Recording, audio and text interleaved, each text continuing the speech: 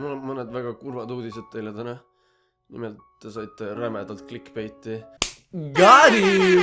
Jo rahvas, siin nõmskene. Ja näed, tegelikult mul ei ole kättega midagi, need on täitsa korras. Hetkel. Kuigi mul on nagu väga palju kogemust on luumurdudega. Mul on olnud käed kipsis vähemalt 6 erineval korral. See on päris palju. Väga palju. Ja ma mõtlesin, ma räägiks sellest täna, sest miks mitte? Igatahes meie esimene lugu hakkab ühel suvel. See oli mingi nädal aega enne seda, kui kool hakkas. Ma olin kuskil sünnipäeval kohas nimega Skypark, mis on batuudikeskus.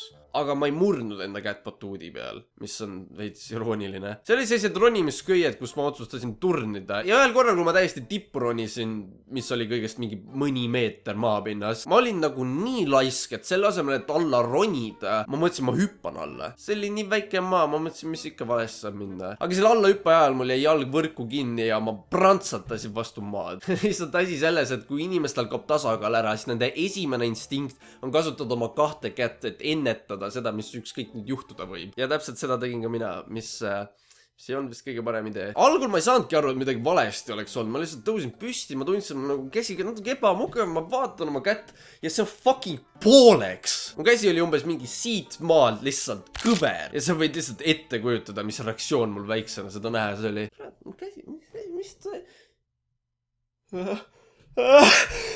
Ja siis hakkas mingi räme paanika, kõik jooksid ringi jalale, mingi käsi murtud appi, kuskilt pita vittu. Mulle kutsuti kiirabi ja mingi pikad musklis mehed tulid, võtsid mu sülle ja viisid mu haiglasse. See oli päris lahe. Ma mäletan veel teel haiglasse minnes seal kiirabi autos tehti mulle valuvaigistussüst. Ja kuna see on lihtsalt väga tõhus koht, kuhu teha, nad tegid seda perse peale, mis nagu omal ajal oli täiesti normaalne. Lihtsalt nüüdseks ma olen kuulnud, et lastel ei tohi enam taguotsa peale süsti teha, sest nüüd seda kutsutakse vägistamiseks. Ma oleks võinud seda clickbaidina kasutada. Mind vägistati, küsimärk. Ja no sinna haiglasse jõudes mind pandi uimastit alla ja tehti operatsioon ja hommikul ärgates mul oli käsi jälle sirge. Aga see oli kipsis ja see oli niimoodi järgmised 2 kuud. Ja niimoodi hakkas pihta see rodu väga palju luumurdusi minu elus. Teine kord oli ainult paar kuud peale seda, kui ma essast kipsist oli lahti saanud mingil kehkatunnil. Millegi pärast tekkis mul selline situatsioon, kus ma astusin korvpalli peale ja kukkusin oma keharaskusega oma käele peale. Võib-olla ma olin lihtsalt down väiksena. Ja asja ei teinud väga paremaks see, et mu kehka õpsi väga ei kottinud see, et ma just murdsin oma käe ära. Ma küll ei pidanud teistega mingi pesapalli kaasa mängima, aga ma ikka pidin olema mingi kohtunik, kes pidi jälgima, kes nüüd punkti sai ja kas pall läks välja või mitte. Ja seda kõike üritades mitte minestada samal ajal. See kehka õps üldse käitus nagu mingi räme munn kogu aeg. Jätke ta meelde, me tuleme ta juurde tagasi, kui meil hiljem aega on. Lõpuks mul ema või keegi tuli järgi ja me läksime traumapunkti. Ja vaata seal traumapunktis ootamine, vaat see on see kõige hullem osa ilmselt luumurdmisest. Alguses sa pead ootama seal, et üldse nendega jutule saada. Siis sa pead veel ootama, et minna röntgenisse. Ja siis sa pead veel ootama, et üldse need halvad uudised kätte saada, et sa murdsid oma luu ära. Sest mine sa tea, äkki sul oli käsi lihtsalt valus. Ja peale kõike seda sa pead ikka minimaalselt 2 nädalat oma valutava kipsis käega olema. Ma tean, et seal Mustamäe haiglas on isegi seina peal mingi silt, et nagu ole valmis ootama vähemalt 6 tundi siin. Sulle tasuta tervishoidu. 3. kord, kui ma luu murdsin, oli jällegi batuudi lähedal.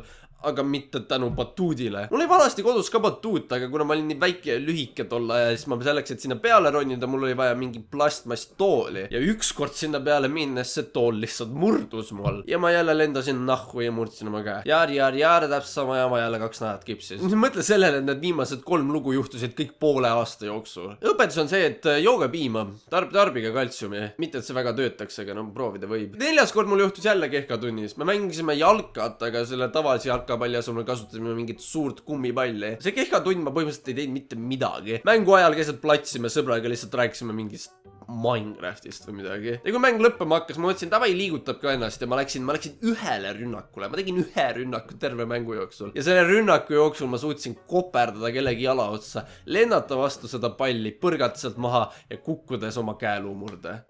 Mis siin asi juhtub üldse? Siis järgmisena oli see... mis on 5, nüüd meil oli 4.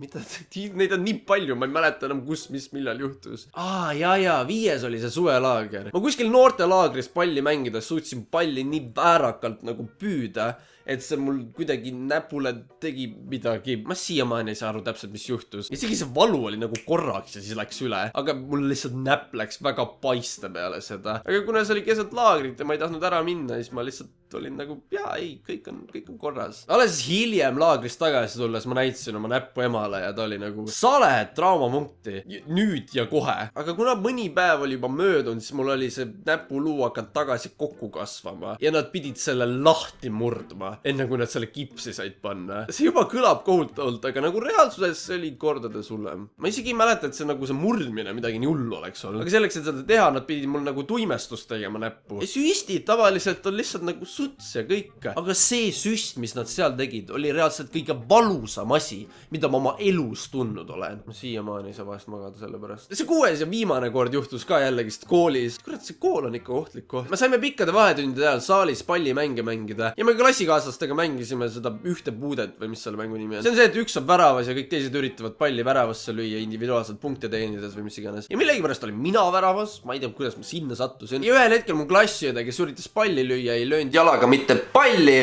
vaid mu kätt jalaga päris tugevasti. Ja kohe, kui see juhtus, ma automaatselt teadsin, et midagi läks nüüd valesti. Kui see niisama kuidagi haiget saad, siis no, sul on valus. Aga kui sa endal midagi ära murrad, no siis sul on ikka fucking valus. Ja siiani see on praeguseks kõik. Mulle meeldib see lugu, sest see võib nagu iga hetkega aina täieneda. Mine sa tea, millal ma järgmisena mõne luu murran. Ma loodan, et enam mitte kunagi, sest see viimane kord mõjus päris halvasti. Mul tundub, et mida suuremaks ma olen kasvanud, on need nagu luumurrud mind teistmoodi mõjutama hakanud. Elada paar nädalat ilma nagu ühe käeta, kui sa ei ole selleks harjunud, on väga raske. Väiksena oli see üpreski ükskõik, sest sa leidsid mingi muu viisi, kuidas endal aega veeta. Aga viimane kord mul täitsa tekkis mingi low-key depressioon, sest ma ei teadnud, mida peale hakata. Reaalselt isegi kodus lõõgastumine oli ebamugav, sest sul lihtsalt kogu aeg käsi valutas. Okei, tegelikult üks pluss on ka sellega. Sel ajal, kui su käsi kipsis on, sa oled suht nagu invaliid, nii et kõik su ümber käituvad suga väga toredalt sel ajal. Kõik on abivalmid ja lahked ja seda on tore näha. No peaaegu kõik. Näiteks Risto Mätas, see kehka õps, keda ma enne mainisin. Võib-olla ma ei peaks ta nime avalikustama. Noh, nüüd on hilja juba. Võib-olla te olete isegi kuulnud ta, sest ta on olümpial käinud. Ta on nagu ehtne näide sellest, et see, et sa oled hea oma erialas, ei tähenda, et sa oled hea selle õpetamises. Sest minu isiklikus kogemuses ta oli kohutav õpetaja. Teda ju nagu isegi ei kottinud, et mul astma oli. See on see üks asi, mis mul takistab teha kõiki asju kehkas kaasa. Ma mäletan väga hästi seda tundi, kui ta mingiks karistuseks pani meid terve tund jooksma stataringe. Ma sain peaaegu surma see tund, mis oli nii lahe. Ma küll pärast läksin kittuma oma klassijuhatajale sellest, kes siis omakorda läks kooli juhtkonnale kaebama, kes siis veel omakorda läksid õiendama Ristoga selle pärast. Kui ma õigesti mäletan, ta vist lasti lahti peale seda. Ma vist suutsin oma kehka õpsi vallandada. Pole paha. Vereme poodi sealt, ainult su prems meile toodi. Vereme poodi sealt, ainult märks meile toodi.